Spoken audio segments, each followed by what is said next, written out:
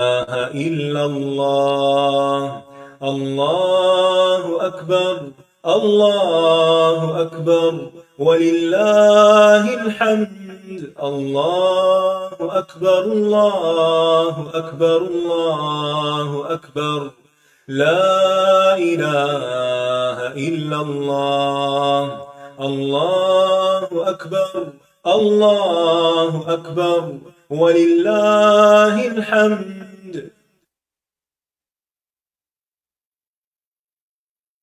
أعوذ بالله من الشيطان الرجيم.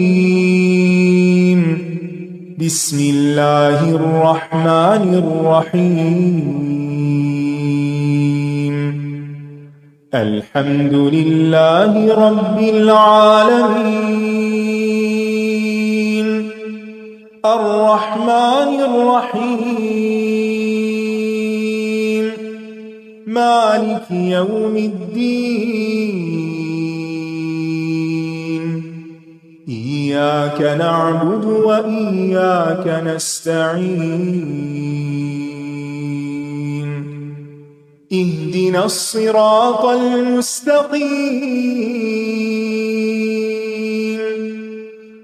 صراط الذين أنعمت عليهم غير المغضوب عليهم ولا الضالين.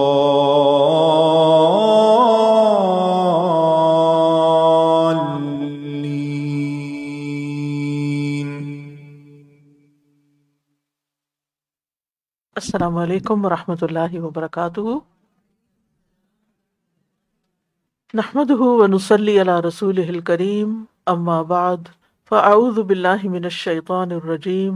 بسم اللہ الرحمن الرحیم. رب اشرح لی صدری ویسر لی امری واحلل عقدۃ من لسانی یفقہوا قولی. بسم اللہ الرحمن الرحیم.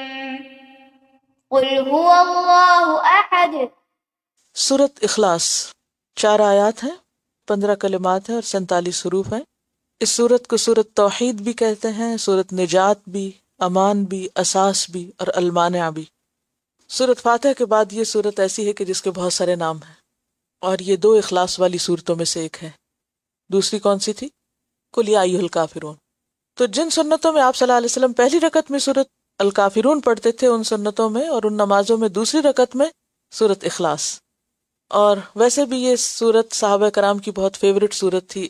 ایک لشکر جس میں جو قائد تھے یا لیڈر تھے وہ سورت اخلاص پڑھاتے تھے، اور واپسی پر آپ صلی اللہ علیہ وسلم کو جب بتایا گیا تو انہوں نے کہا کہ میں اس سورت سے محبت رکھتا ہوں. تو آپ نے فرمایا اللہ بھی اس سورت سے محبت رکھتا ہے، یعنی اللہ تعالیٰ کو بھی یہ سورت پسند ہے. اور دوسرا واقعہ، قباء کی مسجد پر آپ صلی اللہ علیہ وسلم نے کسی کو امام بنایا تھا، اور وہ ہر نماز میں سورت اخلاص بھی پڑھا کرتے تھے، یعنی اور سورت بھی پڑھتے اور ساتھ یہ سورت بھی پڑھتے. اس پر لوگوں نے ان سے کہا کہ آپ ہر نماز میں ہمیں یہ پڑھاتے ہیں. تو انہوں نے کہا کہ ٹھیک ہے، آپ کسی اور کو امام مقرر کر لیں. تو انہوں نے کہا کہ نہیں، نماز بھی آپ ہی پڑھائیں گے، لیکن آپ یہ کیوں پڑھاتے؟ تو بات پھر نبی صلی اللہ علیہ وسلم تک پہنچی. تو آپ نے ان سے پوچھا تو انہوں نے کہا کہ مجھے اس سورت سے محبت ہے. تو آپ نے ان کو خوشخبری سنائی کہ اس سورت سے محبت کی وجہ سے اللہ تم سے محبت رکھتا ہے اور یہ تمہیں جنت میں داخل کرائے گی. تو توحید ہی وہ چیز ہے کہ جو انسان کو اللہ کے سب سے زیادہ قریب کرتی ہے، کیونکہ یہ سب کچھ اللہ نے بنایا ہے اور اللہ ہی کا حق ہے کہ ہر چیز جیسے اس کی عبادت کر رہی تو ہم بھی صرف اسی کی عبادت کریں. اور اخلاص کا کیا معنی ہوتا ہے؟ خالص کرنا. بسم اللہ الرحمن الرحیم. قل کہہ دیجئے، ہوا وہ، اللہ اللہ، احد ایک ہے. احد کا روٹ وحدہ ہے. وحدہ کا مطلب ہوتا ہے ایک ہونا، اور جب احد کا لفظ استعمال ہوتا ہے تو صرف اللہ کے لیے. عام زبان میں اگر کسی کے لیے استعمال کیا جائے تو واحد کہتے ہیں، یعنی اکیلے احد کا لفظ صرف اللہ کے لیے استعمال ہوتا ہے. ویسے مرکب کے طور پر ہوتا ہے، جیسے احد عشرہ یعنی گنتی وغیرہ میں بھی استعمال ہوتا ہے. قل کہہ دیجئے، کس سے کہا جا رہا ہے؟ نبی صلی اللہ علیہ وسلم سے. آپ کہہ دیجئے کیا ہوا وہ، اللہ اللہ، احد ایک ہے، اکیلا ہے، یکتا ہے، لاسانی ہے، بے نظیر ہے، بس وہ ایک ہی ہے، لیس کمثلہ شیء، کوئی اور نہیں. اور قرآن کا اصل پیغام بھی یہی ہے کہ لوگوں کو یہ بتا دیا جائے کہ وہ اللہ ایک ہے.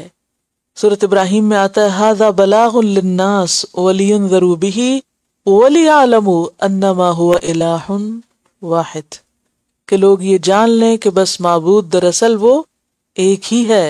اللہ الصمد لم یلد ولم یولد ولم یکن له کفوا احد. اللہ الصمد، اللہ بے نیاز ہے. صمد کا لفظ قابل غور ہے. صمد کہتے ہیں کسی ٹھوس چیز کو جو اندر سے کھوکھلی نہ ہو، اوپر سے ملمہ نہ چڑھا رکھا ہو، اندر سے بھی مضبوط ہو. عام طور پر کیا ہوتا ہے کہ بڑے بڑے لوگ اپنے اوپر ملمے چڑھا کے رکھتے ہیں. ملمہ کیا ہوتا ہے؟ ایک خول سا چڑھا لیتے ہیں. وہ نظر آتے ہیں جو وہ ہوتے نہیں. اندر سے کچھ ہوتے ہیں، باہر سے کچھ ہوتے ہیں. انہیں ایک تصنع قائم کرنا پڑتا ہے. لیکن اللہ سبحانہ و تعالی کے لیے یہ مشکل نہیں، وہ اس سے بے نیاز ہے. اسی لیے عام طور پر اللہ الصمد کا ترجمہ کیا کرتے ہیں؟ بے نیاز. حالانکہ صمد کا لفظی معنی بے نیاز نہیں ہے، وہ مفہوم ہے، مفہومی ترجمہ ہے. لفظی معنی کیا ہے؟ اس میں دو چیزیں ہوتی ہیں. نمبر ایک ٹھوس یعنی مضبوط، اور نمبر دو مقصود کہ سب اسی کی طرف رجوع کریں. یعنی وہ سب سے بے احتیاج ہے، اس کو کسی کی ضرورت نہیں اور سب اس کے محتاج ہیں. صمد اس کو بھی کہتے ہیں کہ جس کے اوپر کوئی اور بالادست نہ ہو، وہ سب سے اونچا ہو، جس کو کبھی زوال نہ ہو، جو مرے نہیں کہ اس کا کوئی وارث بنے، جو نہ سوئے اور نہ بھولے، جس میں کوئی عیب نہ ہو، جس پر کوئی آفت نہ آئے، جس کی صفات اور ذات کامل ہو ہر لحاظ سے، کوئی کمی نہ ہو اس میں کسی طرح کی بھی، جو ہمیشہ غالب رہے، کبھی بھی مغلوب نہ ہو، جو ہر زیادتی اور نقصان سے پاک ہو. یہ ساری چیزیں ہیں ایک صمد میں. اس احساس کے ساتھ تو ہم نے کبھی قل ھو اللہ پڑھی نہیں. اللہ الصمد، ذرا سوچیں ابھی ان باتوں کو جو میں نے کہی. اردو میں کوئی ایک لفظ اس کا ترجمہ نہیں کر سکتا. اللہ الصمد لم یلد، نہیں اس نے جنم دیا، نہیں اس نے جنا، ولم یولد، اور نہ وہ جنا گیا. یعنی نہ وہ کسی کی اولاد ہے نہ اس کی کوئی اولاد ہے، وہ ایک اکیلا ہی ہے بس. قرآن پاک میں بار بار اس بات کی تردید کی گئی ہے کہ اللہ کی کوئی اولاد ہو، اللہ کا کوئی بیٹا ہو یا بیٹیاں ہو. اور اس طرح کی بہت سی آیات ملتی ہیں. یہ مضمون بہت عام ہے. مثلا سورۃ الانعام 101 میں آتا ہے بدیع السماوات والارض انا یکون لہ ولد ولم تکن لہ صاحبہ وخلق کل شیء، کہ اس کی کوئی اولاد کہاں سے ہو سکتی، اس کی تو بیوی بھی کوئی نہیں، یعنی کوئی اس کا رشتہ دار ہے ہی نہیں. سورۃ مریم میں آتا ہے وما ينبغي للرحمن ان يتخذ ولدا ان كل من في السماوات والارض الا آتي الرحمن عبدا لقد احصاهم وعدهم عدا وكلهم آتيه يوم القيامة فردا. سورۃ الانبیاء میں آتا ہے وقالوا اتخذ الرحمن ولدا، لوگ کہتے ہیں کہ رحمان نے اولاد بنا لی. سبحانہ، پاک ہے وہ. بل عباد مکرمون، بلکہ بندے ہیں معزز. لا يسبقونہ بالقول وهم بأمرہ یعملون. لم یلد ولم یولد ولم یکن لہ کفوا احد. ولم اور نہیں، یکن ہے. کانا کا معنی ہے بھی ہوتا اور تھا بھی. نہ ہے نہ تھا، نہ ہے نہ تھا تو کبھی ہوگا بھی نہیں. ولم یکن لہ، اور نہیں ہے اس کے لیے اور نہ تھا اس کے لیے کبھی کوئی کفون، ہم پایا، ہم پلہ، برابر. اصل میں کفو کا لفظ جو ہے نا بیوی کے لیے استعمال ہوتا ہے، ہمسر کے معنوں میں، ساتھی. احدن، کوئی ایک، کوئی اس کے برابر کا نہیں، یعنی نہ تو اس کی کوئی بیوی ہے نہ کوئی اس کا کوئی دوست ہے ایسا جو اس کے برابر کا ہو، کوئی بھی نہیں اس جیسا. سورۃ فرقان میں آتا ہے الذی لہ ملک السماوات والارض ولم یتخذ ولدا ولم یکن لہ شریک فی الملک. کوئی اس کی حکومت میں شریک ہی نہیں، کوئی اس کے برابر کا ہے ہی نہیں، کسی کے پاس ویسی طاقت ہی نہیں. لیس کمثلہ شیء وہو السمیع البصیر. کہا یہ جاتا ہے کہ کچھ لوگ آپ صلی اللہ علیہ وسلم کے پاس آئے اور انہوں نے کہا کہ آپ جس الہ کو پوچھتے ہیں اس کا ہمیں حسب نسب بتائیے، اس کا تعارف کرائیے. کیونکہ عربوں کے ہاں جب کسی کو پہچاننا ہوتا تھا تو اس کے کنبے، قبیلے، خاندان، رشتہ دار اور ان سب کا پوچھا جاتا تھا. تو اللہ سبحانہ وتعالی نے جواب دیا قل، آپ ان کو بتا دیجئے هو اللہ احد اللہ الصمد لم یلد ولم یولد وَلَمْ يَكُنْ لَهُ كُفُوًا أَحَدٌ۔ اور اس مختصر ترین صورت میں اللہ سبحانہ وتعالیٰ کا بہترین تعارف کرا دیا گیا، اس کی پوری شان اور عظمت اور جلال کے ساتھ کہ وہ کون ہے وہ نگاہ میں آ جاتا ہے، یعنی جتنا بھی اس پر غور کرے کم ہے۔ حضرت ابو ہریرہ فرماتے ہیں کہ آپ صلی اللہ علیہ وسلم نے فرمایا، اللہ تعالیٰ فرماتا ہے بنی آدم نے مجھے جھٹلایا اور یہ اس کے لیے مناسب نہ تھا، اور مجھے گالی دی اور یہ اس کے لیے جائز نہ تھا۔ اس کا مجھے جھٹلانے کا مطلب یہ ہے کہ وہ جو کہتا ہے کہ میں اسے دوبارہ ہرگز پیدا نہ کروں گا، حالانکہ دوبارہ پیدا کرنا پہلی بار پیدا کرنے سے زیادہ مشکل نہیں، اور اس کا مجھے گالی دینے کا مطلب یہ ہے کہ وہ کہتا ہے کہ اللہ کی اولاد ہے، یعنی اللہ سبحانہ وتعالیٰ اس کو اپنے لیے کیا قرار دیتے ہیں؟ گالی، حالانکہ میں اکیلا ہوں، بے نیاز ہوں، نہ میری کوئی اولاد ہے نہ میں کسی کی اولاد ہوں، اور میرے جوڑ کا تو کوئی دوسرا ہے ہی نہیں، جو بخاری کی روایت ہے جو اس صورت کی بہترین وضاحت کرتی ہے۔ یعنی ایک لفظ کے اندر کتنا کچھ ہے، اور پھر پوری صورت کے اندر پورا تعارف کرا دیا گیا اللہ سبحانہ وتعالیٰ کا، اور اگر واقعی انسان اس کو سمجھ کر پڑھے تو نہ صرف یہ کہ صورت سے محبت ہوتی بلکہ اللہ تعالیٰ سے بھی محبت ہوتی ہے، کیونکہ انسان ہمیشہ کس سے محبت کرنا چاہتا ہے؟ اس سے جس میں کوئی عیب نہ ہو، کوئی کمی نہ ہو۔ محبتوں کو کیا چیز کم کرتی ہے؟ عیب، کمی، کوتاہی۔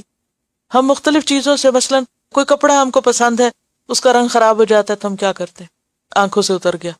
کوئی بھی چیز آپ دیکھیں، کوئی جیولری دیکھ لیں، کپڑا دیکھ لیں، گاڑی دیکھ لیں، ہر چیز پرانی ہو جاتی ہے، خراب ہو جاتی ہے، ناقص ہوتی ہے، انسانوں میں کمیاں ہوتی ہیں، کوئی بھی ہمارا آئیڈیل نہیں ہو سکتا۔ وہ صرف اللہ ہی کی ذات ہے جو ہر عیب سے پاک ہے، اور جس کی محبت پھر اگر سمجھ کے کی جائے، معرفت سے کی جائے، تو وہ صرف بڑھتی رہتی ہے، کم نہیں ہوتی۔ اور پھر آپ دیکھیں کہ گاڈ کا جو کانسیپٹ ہے جتنے بھی ادیان میں، اسلام کا کانسیپٹ اس سے بالکل مختلف ہے۔ نہ صرف یہ کہ حقیقی بلکہ خیالی اور نسبی، اور کسی بھی قسم کا کوئی بیٹا نہیں، کوئی اس کا شریک نہیں اور کوئی مددگار نہیں، اور کوئی اس کے برابر ہے ہی نہیں۔ لیکن افسوس یہ کہ مسلمانوں کے اندر ایسے خیالات اور ایسے فرقے اور ایسے لوگ موجود ہیں کہ جو کبھی نبی صلی اللہ علیہ وسلم کو اور کبھی اور بزرگان دین کو یا اور لوگوں کو اللہ کے برابر یا بعض اوقات اس سے بھی بڑھا چڑھا کے پیش کرتے ہیں۔ تو یہ صورت دین اسلام کا بھی ایک بہترین تعارف ہے، اور پھر یہ کہ انسان کو شرک سے پاک کرتی ہے، خالص کرتی ہے، اسی لیے اس کا نام کیا ہے؟ اخلاص۔ تکبیر پڑھیے۔ اللہ اکبر، اللہ اکبر، لا الہ الا اللہ، واللہ اکبر، اللہ اکبر وللہ الحمد۔ سورۃ الفلق۔ بسم اللہ الرحمن الرحیم، قل اعوذ برب الفلق۔ سورۃ الفلق۔ سورۃ الفلق اور سورۃ الناس دونوں صورتوں کو ملا کر معوذتین کہا جاتا ہے۔ وہ دو صورتیں جن کے ذریعے پناہ طلب کی جاتی ہے، اور یہ دونوں صورتیں ایک ساتھ نازل ہوئیں۔ سورۃ الفلق میں 5 آیات ہیں، 23 کلمات اور 74 حروف ہیں۔ بسم اللہ الرحمن الرحیم، قل کہہ دیجئے، اعوذ میں پناہ چاہتا ہوں، برب الفلق فلق کے رب کی۔ اعوذ کا لفظ اعاذ یعوذ سے ہے۔ اعاذ یعوذ کا معنی ہوتا ہے کسی کی پناہ لینا، کسی کا دامن مضبوطی سے تھامنا، کسی کے ساتھ چمٹنا۔ معاذ کہتے ہیں پناہ گاہ کو۔ قل کہہ دیجئے، اعوذ میں پناہ طلب کرتا ہوں، پناہ لیتا ہوں، دامن پکڑتا ہوں، کس کا؟ برب الفلق، فلق کے رب کا۔ اب آپ کہہ رہے ہوں گے کہ فلق کا ترجمہ میں کیوں نہیں کر رہی؟ فلق کا لفظی ترجمہ ہوتا ہے پھاڑنا، چیرنا، پھٹنے کا معنی ہوتا ہے۔ اب بہت سی چیزیں پھٹتی ہیں، جس میں سب سے پہلے تو فجر، تو اس لیے فلق کا ترجمہ عموماً صبح کیا جاتا ہے، اور ہم ترجمے میں کیا پڑھتے ہیں؟ صبح کے رب کی۔ یہ ایک محدود ترجمہ ہے۔ فلق سے مراد صبح بھی لیا گیا ہے، اور فلق سے مراد مخلوق بھی لی گئی ہے، کیونکہ ہر مخلوق پھٹ کے پیدا ہوتی۔ کیسے؟ جیسے بیج پھٹتا ہے تو پودا نکلتا ہے، انڈا پھٹتا ہے تو اس میں سے بچہ نکلتا ہے۔ تو پیدائش کا عمل جو ہے وہ فلق کے ساتھ منسلک ہے۔ تو جیسے فالق الاصباح آتا ہے قرآن مجید میں، اسی طرح فالق الحب والنوا بھی آتا ہے کہ گٹلی اور دانے کا پھاڑنے والا ہے۔ تو اس لیے پھر فلق کا معنی مخلوق بھی کیا گیا کہ مخلوق کے رب کی۔ کہہ دیجئے میں پناہ لیتا ہوں، میں دامن پکڑتا ہوں، کس کا؟ مخلوق کے رب کا، صبح کے رب کا۔ اور صبح کو بھی صبح کیوں کہا جاتا ہے؟ کیونکہ وہ اندھیرے کی چادر پھاڑ کے نکلتی۔ من شر ما خلق، من شر ما خلق، ہر اس چیز کے شر سے جو اس نے پیدا کی. یعنی یہاں من شرن نہیں ہے، من شر ہے، تو شر ہے ما خلق کا. اس نے جتنی بھی چیزیں بنائی ہیں دنیا میں، ان سب کے اندر، ساری مخلوقات کے اندر کسی نہ کسی درجے میں کوئی نہ کوئی شر ضرور پایا جاتا ہے. مثلاً آپ دیکھیں کہ سورج کے جہاں فائدے ہیں وہاں نقصان بھی ہے نا، چاند ہے اس کے جہاں فائدے ہیں وہاں نقصان بھی ہے نا. اسی طرح انسانوں کے اندر خیر بھی ہے اور شر بھی ہے. فَأَلْهَمَهَا فُجُورَهَا وَتَقْوَاهَا. کوئی بھی چیز لے لیجئے، ہر چیز کے اندر فائدہ بھی آپ کو ملے گا اور اس کے اندر نقصان بھی ہوگا، شر بھی ہوگا. اور آپ اس کانسیپٹ پہ آج اگر غور کریں تو ہر چیز کے اندر، بہترین سے بہترین فائدے کی چیز کے اندر بھی کوئی نہ کوئی نقصان. مثلا ہم ایک دفعہ پڑھتے ہیں کھجور کے یہ اور یہ فائدے، پھر کیا ہوتا ہے کھجور کے اندر دوسری سائڈ بھی ہوتی. اسی طرح ہر چیز کے اندر، مثلا سردی فائدہ مند ہے تو اس کے ساتھ اس کا نقصان بھی، اگر برف پڑے تو بھی، نہ پڑے تو بھی. یعنی ہر چیز جس کے اندر خیر ہے وہاں شر، کیونکہ اللہ نے دنیا میں کسی مخلوق کو پرفیکٹ بنایا ہی نہیں. No one is perfect, nothing is perfect. اب کیا ہے، ہمیں اس دنیا میں بچ کے رہنا ہے اور خاص طور پہ اپنے ایمان کی حفاظت کرنی. ویسے تو اپنی جان کی، مال کی، صحت کی، اولاد کی، ان سب چیزوں کی بھی حفاظت ضروری ہے، لیکن اس سے بڑھ کر ایمان کی حفاظت ضروری ہے. اب اس کے لیے کیا ہوگا؟ کون بچائے گا ہمیں؟ کون پناہ دے گا؟ اللہ. تو من شر ما خلق، کتنی جامع دعا ہے، سوچئے ذرا. ہر اس چیز کے شر سے جو اس نے پیدا کی ہے اس سے اللہ تو ہمیں پناہ دے دے. وَمِن شَرِّ غَاسِقٍ إِذَا وَقَبَ. ومن شر غاسق، اور غاسق کے شر سے. غاسق کے لیے بھی عام طور پر رات کا لفظ آتا ہے، حالانکہ صرف غاسق رات نہیں ہے. نبی صلی اللہ علیہ وسلم نے چاند کو دیکھ کر بھی ایک دفعہ فرمایا کہ یہ غاسق ہے. اب آپ کہہ رہے ہوں گے کہ غاسق کا کیا شر ہے؟ رات کا شر تو ہمیں سمجھ آتا ہے بھی اندھیرا ہے، اور اندھیرے میں بہت ساری خرابیاں ہوتی ہیں، جنگلی جانور نکل آتے ہیں، انسان چور اچکے بھی، اور اندھیرے میں اور بھی انسان کو نقصان پہنچنے کا ڈر ہوتا ہے. اس لیے اگر کوئی کہے کہ اندھیرے کے شر سے میں بچنا چاہتا ہوں تو انڈرسٹینڈ کر سکتے ہیں آپ. لیکن چاند کا شر، چاند میں کیا شر ہے؟ اب دیکھیے کہ چاند کے اندر بھی ایسی قوت موجود ہے کہ جو سمندروں کے پانی کو ہلا دیتی ہے. کس قدر مد و جزر ہوتے ہیں، کئی کئی فٹ پانی جو ہے وہ اپنی جگہ چھوڑ دیتا ہے، اور کتنی کتنی فٹ لہریں جو ہے اوپر جا کے تو لوگوں کی ہلاکت کا سبب بن جاتی. تو چاند کا بھی ایک شر ہے. پھر آپ دیکھیں کہ یہ بات بھی کہی جاتی ہے کہ چاند کا تعلق دماغی امراض سے بھی ہے. عام طور پر جو دماغی امراض میں مبتلا لوگ ہوتے ہیں تو چاند کے گھٹنے بڑھنے سے مرض میں اضافہ یا کمی بھی ہوتی ہے. اور پھر آپ دیکھیے کہ چاند اگر سمندر کے پانی کو ہلاتا ہے تو جسم کے پانی کو بھی تو متاثر کرتا ہوگا نا. تو اس کے نقصانات جو ہمیں پہنچ سکتے ہیں، یا اللہ تو ہمیں اس سے بھی محفوظ رکھ. یعنی زمین پر جو شر پہنچانے والی چیزیں ہیں ان سے بھی، اور جو آسمان پر ہیں ان سے بھی تو ہمیں بچا کے رکھ. آپ دیکھیں کہ انگریزی میں لونیٹک کس کو کہتے ہیں؟ جس کا دماغ خراب ہو. تو لونر چاند کے لیے آتا ہے، لونر کیلنڈر جو ہوتا ہے. اس کا مطلب ہے کہ there is some kind of connection. بہرحال وَمِن شَرِّ غَاسِقٍ إِذَا وَقَبَ. وقب کا کیا معنی ہے؟ جب وہ داخل ہو جائے، چھا جائے، پھیل جائے. تو مراد اس سے یہ ہے کہ جب رات چھا جائے اور اس کا شر عام ہو جائے تو ہمیں بچا لینا، یا جب چاند کا شر پھیلنے لگے تو ہمیں اس سے محفوظ رکھنا. اور وقب جو ہوتا ہے نا، وہ کسی چیز کا دوسری چیز کے اندر داخل ہو کے رگو پے میں سما جانا، یہ معنی ہوتا ہے. یعنی صرف ظاہری طور پر نہیں بلکہ رگو پے میں اتر جانا. اب آپ دیکھیے کہ اگر چاند کو ہم لیں تو وہ رگو پے میں کیا داخل ہوگا؟ اس کی جو ریز ہوں گی یا اس کے جو اثرات ہوں گے وہ تو خون کے ساتھ ہی دوڑ رہے ہوں گے. وَمِن شَرِّ غَاسِقٍ إِذَا وَقَبَ. وَمِن شَرِّ النَّفَّاثَاتِ فِي الْعُقَدِ. وَمِن شَرِّ النَّفَّاثَاتِ فِي الْعُقَدِ، اور پھونکے مارنے والیوں کے شر سے.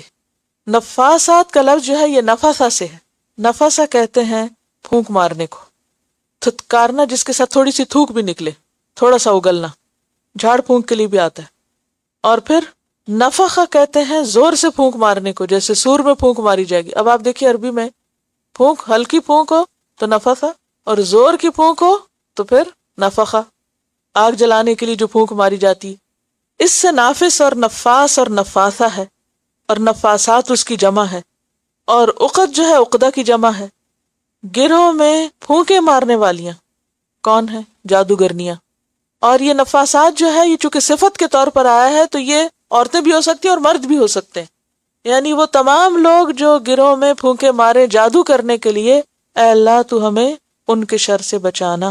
ومن شر حاسد إذا حسد ومن شر حاسد، اور حسد کرنے والے کے شر سے، اذا حسد، جب وہ حسد کرے، جب وہ حسد پہ اتر آئے. حسد دو طرح کا ہوتا ہے، ایک ہوتا ہے دل میں اور ایک ہوتا ہے عمل میں. اور حسد کیا ہوتا ہے؟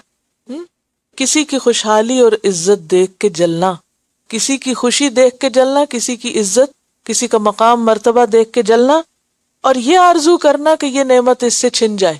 وَمِن شَرِّ حَاسِدٍ إِذَا حَسَد، تو حاسد جب تک اپنے دل میں حسد رکھے تو وہ اسی کو نقصان دیتا ہے، لیکن جب وہ اس سے آگے بڑھ کر دوسروں کے خلاف ایکشن لینے لگے تو پھر دوسروں کا کام کیا ہے کہ وہ کیسے بچے؟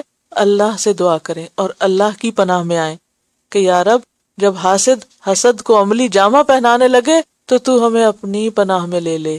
اور بات یہ ہے کہ سارے شر مختلف طرح کے ہوتے ہیں، لیکن یہاں پر آپ دیکھیے کہ پہلے تو ہر چیز کے شر کی بات کی گئی جو کہ عام شر ہے، پھر خاص طور پر رات کے شر سے اور جادو کے شر سے اور حاسد کے شر سے. تو اس سے کیا پتہ چلتا ہے کہ یہ تین طرح کے شر جو ہیں یہ خاص طور پر انتہائی نقصان دہ ہیں. تو ان سے بچنے کے لیے دعا کرنی چاہیے، اور یہ معوذتین بہترین دعائیں ہیں. نبی صلی اللہ علیہ وسلم ان کو صبح اور شام 3 بار پڑھتے، رات کو سونے سے پہلے پڑھتے، نمازوں کے بعد پڑھتے. تو یہ بہترین تعویذ بھی ہیں. کسی کے پاس تعویذ لینے کے لیے جانے کی ضرورت نہیں ہے اور نہ کسی سے مانگنے کی. اللہ نے قرآن میں آپ کو لکھ دی ہیں، اللہ کے بتائے ہوئے تعویذ جو ہیں کافی ہیں. تکبیر پڑھیے. اللہ اکبر اللہ اکبر لا الہ الا اللہ واللہ اکبر اللہ اکبر وللہ الحمد. سورۃ الناس.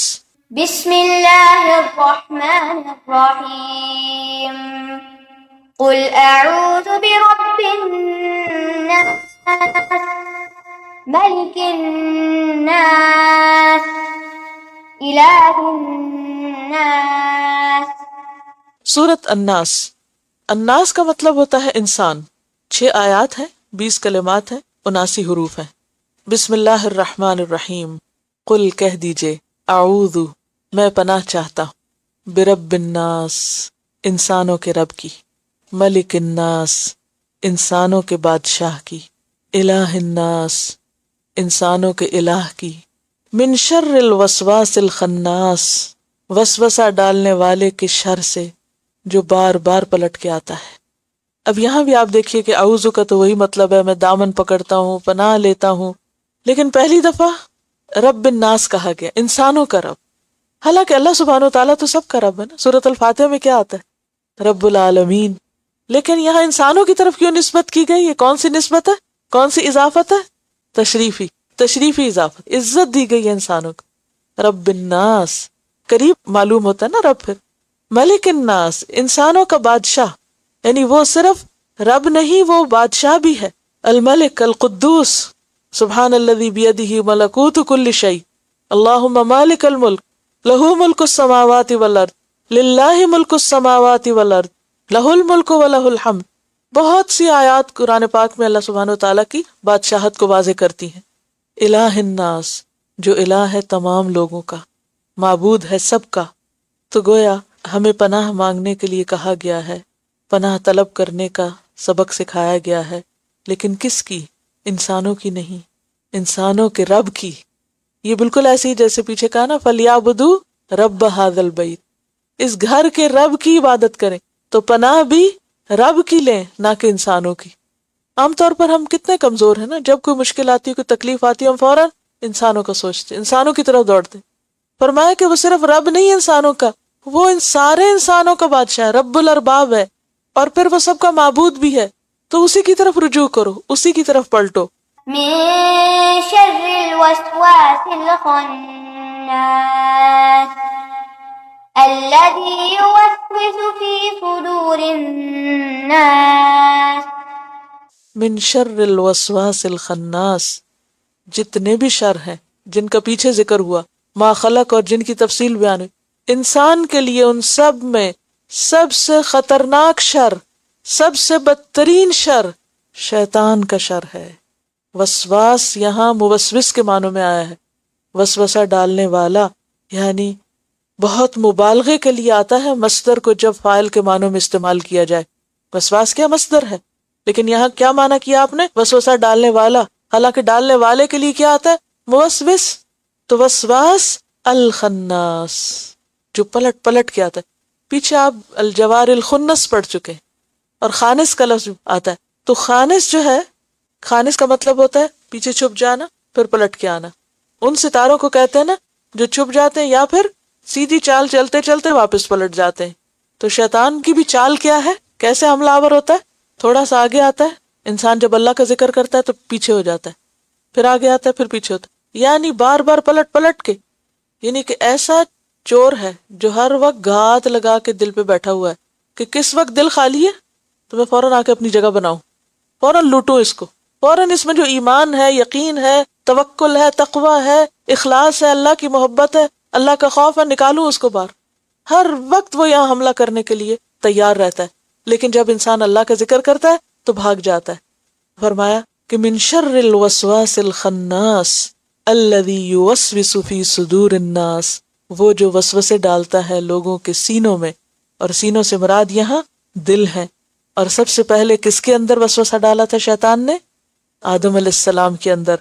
فوسوس الیہ الشیطان قال یا آدم هل ادلک علی شجرۃ الخلد وملک لا یبلی، کیسے جان سے دیے، کیا بتاؤں تمہیں شجرۃ الخلد جس کو کھا کے ہمیشہ انسان زندہ رہتا مرتا نہیں، اور ایسی بادشاہت جو کبھی پرانی نہیں ہوتی، الذی یوسوس فی صدور الناس۔ اور اس خناس نے تو کسی کو نہیں چھوڑا، تو کسی کو معاف نہیں کرتا۔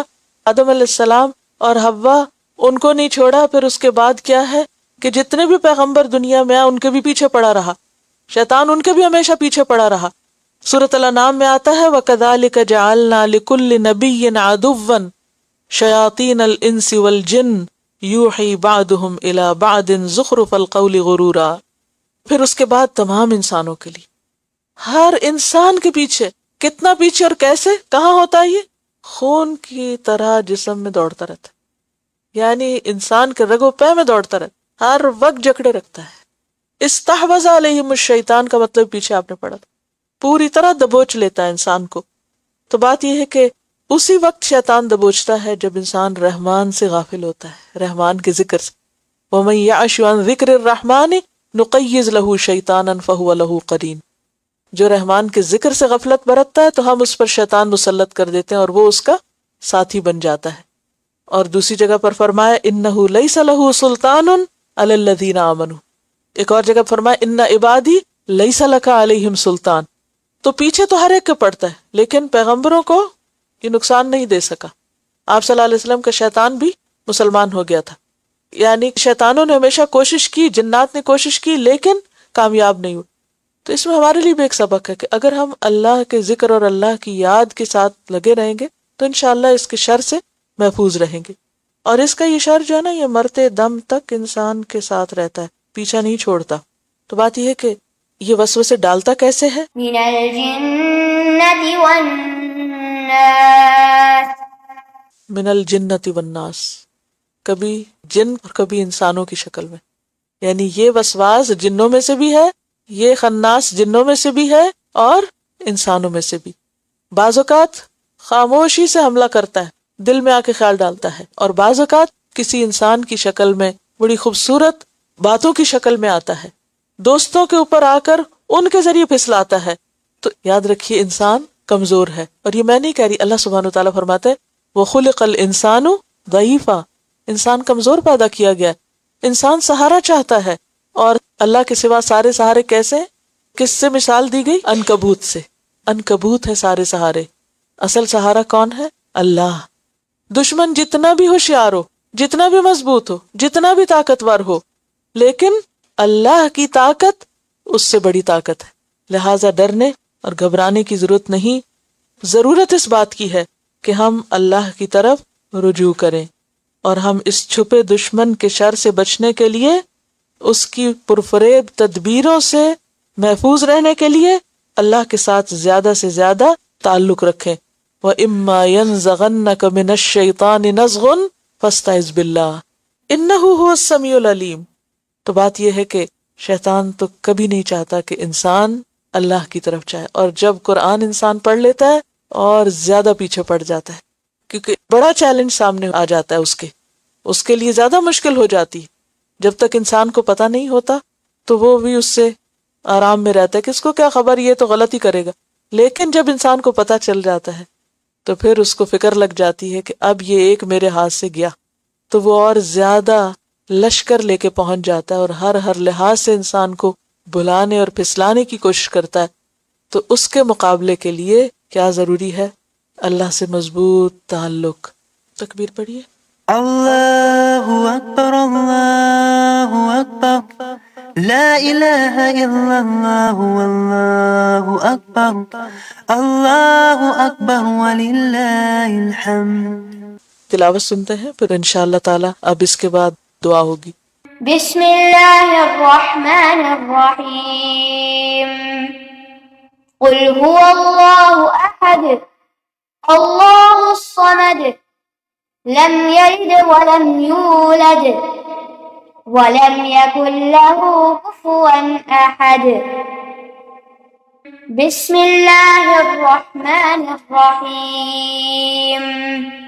कुल अऊज़ु बिरब्बिल फलक, मिन शर्रि मा खलक, व मिन शर्रि गासिकिन इज़ा वक़ब, व मिन शर्रि नफ़्फ़ाथाति फ़िल उक़द, व मिन शर्रि हासिदिन इज़ा हसद। बिस्मिल्लाहिर्रहमानिर्रहीम। कुल अऊज़ु बिरब्बिन नास, मलिकिन नास, इलाहिन नास, मिन शर्रिल वस्वासिल खन्नास, الذي يوسوس في صدور الناس من الجنة والناس. بسم الله الرحمن الرحيم. الحمد لله رب العالمين، الرحمن الرحيم، مالك يوم الدين. إياك نعبد وإياك نستعين. اهدنا الصراط المستقيم، صراط الذين أنعمت عليهم غير المغضوب عليهم ولا الضالين.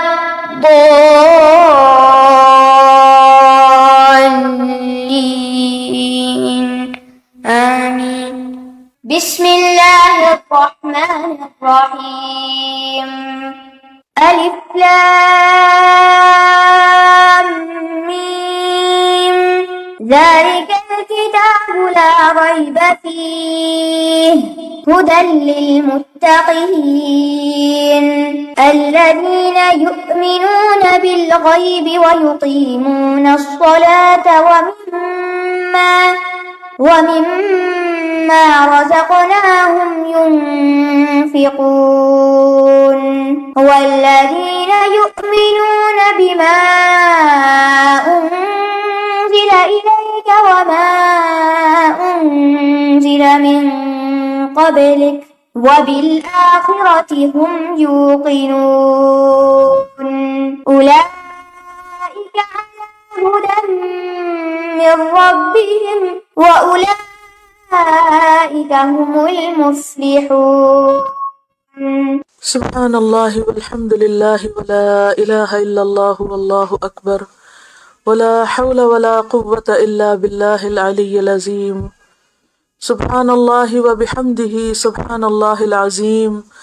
سبحان اللہ وبحمدہ عدد خلقہ ورضا نفسہ وزنۃ عرشہ ومداد کلماتہ یا رب لک الحمد کما ينبغی لجلال وجہک وعظیم سلطانک لا حول ولا قوة الا باللہ العلی العظیم لا الہ الا اللہ وحدہ لا شریک لہ لہ الملک ولہ الحمد وہو علی کل شیء قدیر لا الہ الا انت سبحانک انی کنت من الظالمین لا حول ولا قوة الا باللہ العلی العظیم لا الہ الا انت سبحانک سبحانک انی کنت من الظالمین لا الہ الا اللہ وحدہ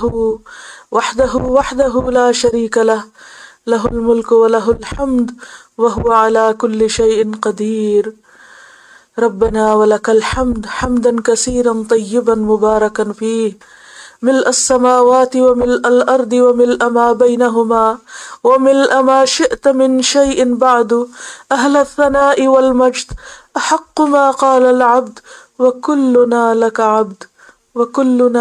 عبد اللہم لا مانع لما اعطیت ولا معطی لما منعت ولا ينفع ذا الجد منك الجد اللہم صل علی محمد وعلى آل محمد كما صليت على إبراهيم وعلى آل إبراهيم إنك حميد مجيد اللهم بارك على محمد وعلى آل محمد كما باركت على إبراهيم وعلى آل إبراهيم إنك حميد مجيد اعوذ باللہ من الشیطان الرجیم بسم اللہ الرحمن الرحیم الحمد للہ رب العالمین الرحمن الرحیم مالک یوم الدین ایاک نعبد و ایاک نستعین اہدنا الصراط المستقیم اہدنا الصراط المستقیم اہدنا الصراط المستقیم صراط الذین انعمت علیہم غیر المغضوب علیہم ولا الضالین یا حی یا قیوم برحمتک نستغیث ربنا آتنا فی الدنیا حسنة وفی الآخرة حسنة وقنا عذاب النار وقنا عذاب النار وقنا عذاب النار ربنا لا تؤاخذنا ان نسینا او اخطأنا ربنا ولا تحمل علينا إصرا كما حملته على الذين من قبلنا ربنا ولا تحملنا ما لا طاقة لنا به واعف عنا واغفر لنا وارحمنا أنت مولانا فانصرنا على القوم الكافرين ربنا لا تزغ قلوبنا بعد إذ هديتنا ربنا لا تزغ قلوبنا بعد إذ هديتنا وهب لنا من لدنك رحمة إنك أنت الوهاب ربنا هب لنا من أزواجنا وذرياتنا قرة أعين واجعلنا للمتقين إماما ربنا أفرغ علينا صبرا وتوفنا مسلمين ربنا لا تؤاخذنا إن نسينا أو أخطأنا ربنا ولا تحمل علينا إصرا كما حملته على الذين من قبلنا ربنا ولا تحملنا ما لا طاقة لنا به واعف عنا واغفر لنا وارحمنا أنت مولانا فانصرنا على القوم الكافرين ربنا آتنا من لدنك رحمة وهيئ لنا من أمرنا رشدا وهيئ لنا من أمرنا رشدا وهيئ لنا من أمرنا رشدا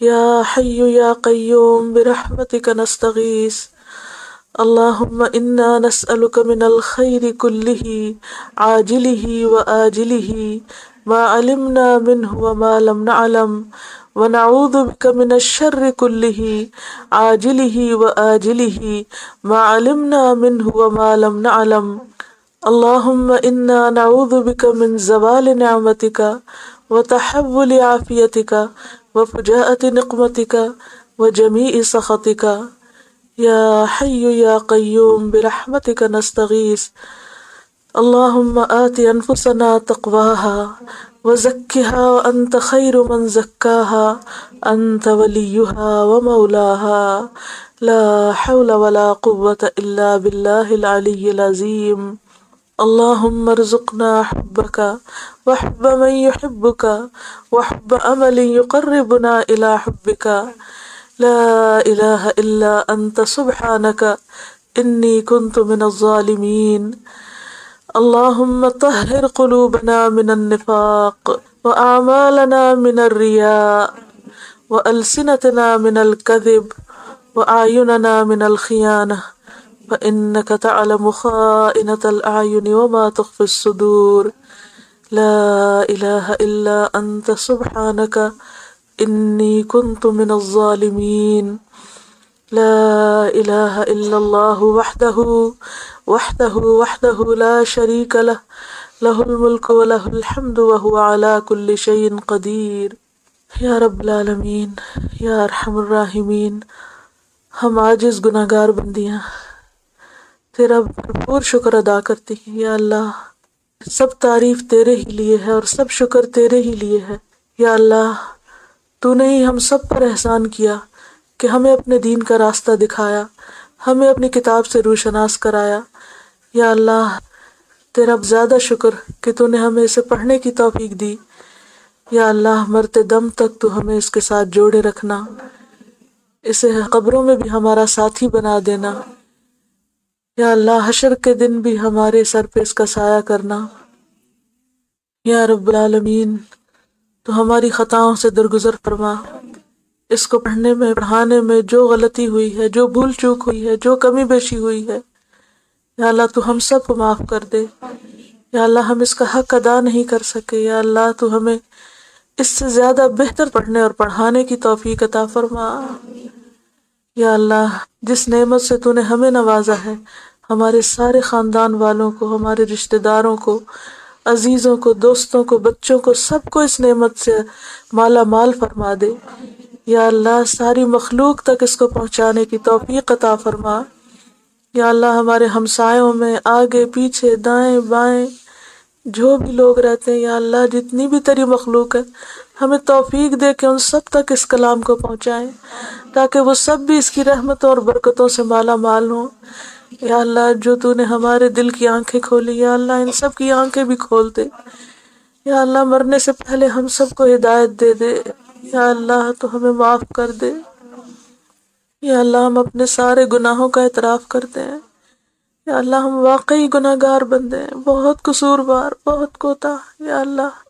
قدم قدم پہ ہم سے خطائیں ہوتی ہیں، لغزشیں ہوتی ہیں یا اللہ۔ تو ہم سب کو معاف کر دے یا اللہ۔ تو ہمیں اپنی رحمت سے ڈھانپ لے اللہ۔ تو ہمیں ہمارے نفس کے حوالے نہ کرنا یا اللہ۔ تو ہمیں ہمارے نفس کے شر سے بچا، ہمیں شیطان کے شر سے بچا یا اللہ۔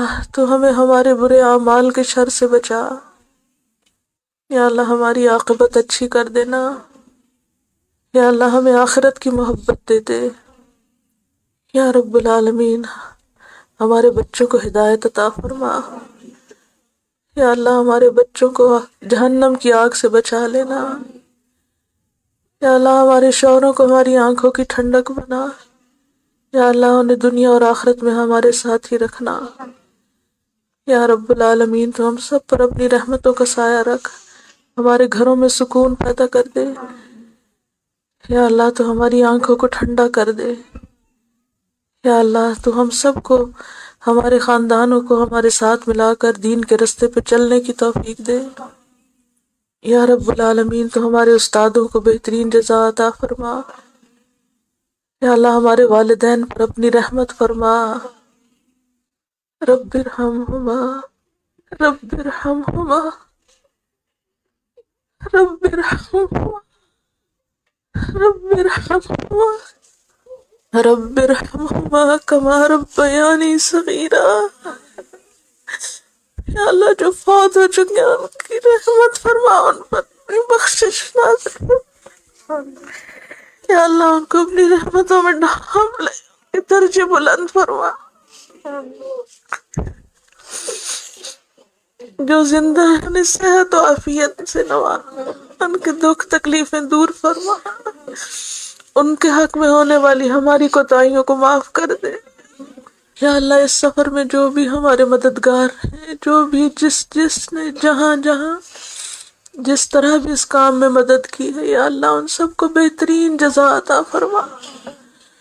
جنہوں نے اس راستے میں اپنا وقت لگایا، مال لگایا، اپنی محنت کی، یا اللہ ان کی ساری کوششوں کو قبول فرما۔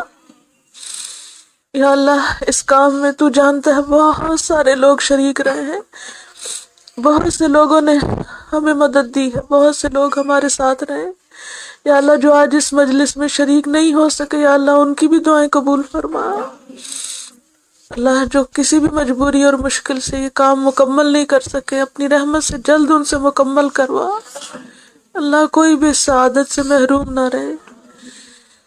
یا رب العالمین تو ہم سب کو معاف کر دے، اللہ ہمیں معاف کر دے، اللہ ہمیں معاف کر دے، ہمارے ظاہر اور باطن کو ایک کر دے، ہماری خطاؤں کو دھو دے۔ اللہم اغسل خطایانا بالماء والثلج والبرد ونقنا من الخطایا كما ينقى الثوب الابيض من الدنس یا حی یا قیوم برحمتک نستغیث، یا حی یا قیوم برحمتک نستغیث۔ یا رب العالمین جو لوگ ناسمجھی میں اس کام کی مخالفت کرتے ہیں، یا اللہ ان سب کو سمجھ دے، ہدایت دے۔ یا اللہ جو تجھ سے دور ہیں انہیں اپنے سے قریب کر لے۔ یا اللہ جو لوگ بھی تیرے دین کی خدمت کر رہے ہیں، جہاں بھی ہیں، جس طرح بھی کر رہے ہیں، ان سب کی مدد فرما۔ یا اللہ جو مخالفت کر رہے ہیں ان کو ہدایت عطا کر۔ یا اللہ تو سب کو سمجھ دے، یا اللہ تو سب کا بھلا کر، یا اللہ تو سب کو اپنی رحمت سے ڈھانپ لے۔ یا اللہ کوئی بھی تجھ سے دور نہ ہو۔ یا اللہ ہماری موت ایمان پر ہو، مرتے دم تک ہمیں ایمان پہ قائم رکھنا۔ یا اللہ پاک ہماری قبروں کو روشن کر دینا، ہمارا حساب آسان کر دینا، ہمیں جنت الفردوس میں جگہ عطا فرمانا، اپنے عرش کے سائے تلے جگہ نصیب فرمانا۔ یا اللہ تو نیک لوگوں کا ساتھ عطا فرمانا۔ اللہم الحقنا بالصالحین، اللہم ارحمنا بالقرآن العظیم واجعلہ لنا حجتا یا رب العالمین۔ اللہ پاک یہ قرآن ہمارے حق میں حجت بنا دینا، یا اللہ ہمارے خلاف حجت نہ بنانا۔ یا اللہ تو ہمیں اس قابل بنا کے ہم اس کا صحیح معنوں میں شکر ادا کر سکیں۔ یا اللہ تو ہمیں اس قابل بنا کے صحیح معنوں میں اس نعمت کا حق ادا کر سکیں۔ یا اللہ تو ہمارے دلوں کو جوڑ دے، یا اللہ ہمارے دلوں کے اندر ایک دوسرے کی محبت پیدا کر دے۔ اللہم الف بین قلوبنا واصلح ذات شأننا واہدنا سبل السلام۔ یا رب العالمین آئندہ تو اس سے بھی زیادہ بہتر اور بہترین طریقے پر پڑھنے پڑھانے کی توفیق دینا، ہمیں اس پر عمل کرنے والا بنا، اللہ ہمیں اس کے اہل میں سے بنا۔ یا رب العالمین جتنی بھی بہنیں یہاں موجود ہیں، جو بھی یہ دعا سن رہے ہیں، اللہ ان سب کی دعائیں، ان کے دلوں میں جو دعائیں ہیں، نیک تمنائیں ہیں، ان کو پورا فرما۔ جو بیمار ہیں انہیں صحت عطا فرما، جو مالی مشکلات کا شکار ہیں ان کی مشکلات دور فرما۔ اللہ ہم سب کو مزید اخلاص عطا فرما۔ یا اللہ سب کو صحت و عافیت سے نواز، سب کو دنیا اور آخرت میں مالا مال کر دے، اپنی رحمتوں سے، اپنی برکتوں سے سب کو مالا مال فرما دے۔ یا اللہ تو آئندہ ہمیں وہ کرنے کی توفیق دے جس سے تو راضی ہو جائے، جو واقعی ہمیں کرنا چاہیے۔ اللہ ہماری زندگی کو ضائع ہونے سے بچا لے۔ یا اللہ تو ہمیں اپنے پسندیدہ مقرب بندوں میں شامل کر لے۔ اللہم انا نسألک العافیۃ فی الدنیا والآخرہ، اللہم انا نسألک العفو والعافیۃ فی دیننا ودنیانا وأهلنا ومالنا، اللهم استر عوراتنا وآمن روعاتنا، اللهم احفظنا من بين أيدينا ومن خلفنا وعن أيماننا وعن شمائلنا، ونعوذ بعظمتك أن نغتال من تحتنا، یا رب العالمین، جتنی بھی بہنیں اس مجلس میں اور جہاں جہاں دنیا کے جس حصے میں جو بھی کوئی اس دعا کو سن رہا ہے، یا اللہ ان سب کے اوپر اپنی رحمت فرما اور ان سب کی دعائیں قبول فرما، اور یا اللہ ہماری نسلوں کو دین پر اٹھا اور ان سے دین کی بہترین خدمت کا کام لے۔ یا اللہ جو لوگ دین سے دور ہیں، دین کے علم نہیں رکھتے، سمجھ نہیں رکھتے، ان کو سمجھ عطا فرما، اور ہم سب بندگان خدا کو بہترین بھلائی نصیب فرما۔ یا رب العالمین تو ہم سب کی کوششوں کو قبول فرما۔ اللہ ہم تجھ سے ہر وہ دعا مانگتے ہیں جو محمد صلی اللہ علیہ وسلم نے مانگی۔ اللہ ہم ہر اس شر سے پناہ مانگتے ہیں جس سے پناہ محمد صلی اللہ علیہ وسلم نے مانگی۔ یا رب العالمین تو ہمارے دلوں کے حال جانتا ہے، ہماری ضروریات کو ہم سے زیادہ جانتا ہے۔ یا اللہ ہم اپنی ساری حاجات اور ضروریات تیرے آگے رکھتے ہیں۔ یا اللہ تو دنیا و آخرت میں ہمارا حامی و مددگار ہو جا، اور ہم سب کو اپنی رحمت سے ڈھانپ لے اور ہماری ان کوششوں کو قبول فرما۔ ربنا تقبل منا انك انت السميع العليم وتب علينا انك انت التواب الرحيم، وصلى الله تعالى على خير خلقه محمد وعلى آله وأصحابه وأهل بيته أجمعين برحمتك يا أرحم الراحمين إلهي آمين۔ الله أكبر الله أكبر لا إله إلا الله والله أكبر الله أكبر ولله الحمد۔ سبحانك اللهم وبحمدك أشهد أن لا إله إلا أنت أستغفرك وأتوب إليك۔ السلام علیکم ورحمۃ اللہ وبرکاتہ۔ الله